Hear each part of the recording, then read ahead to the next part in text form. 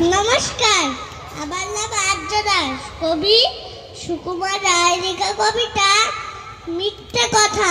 লোকে আবার ভালোই বলে দিব্যি জলসয় দোষে পথে একটু নাকি মিথ্যে কথা কয়।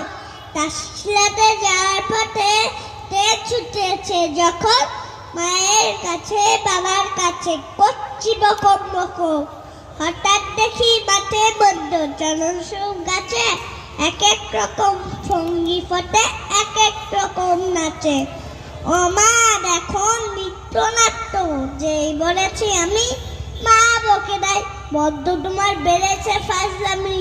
চেয়া খেলা নাম জানো তো আবার সেজো বেশো আদর করে দেখিয়েছিলেন পশু আজের কেশো।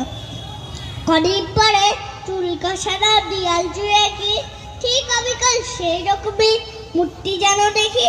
ক্লাসের মন্ডল যেই বলেছি সুদন্ডুনার কাছে জানিস আমার ঘরের মন্ডল সিংহ বাঁধা আছে। শুনতে পেয়ে দিদিমণি অমনি বলো শোনো এসব কথা আবার জানো না শুনি কখনো। বলি না তার সেসব কথা সামনে থাকে খুব, কিন্তু সেদিন হয়েছে কি এমনই বেকুব। সরো আকাশ পাড়ে আবারও চোখ যে চাকে স্মরণ মেঘে দেখতে পেলাম রবীন্দ্রনাথকে। নমস্কার। হাততালি কোথায়?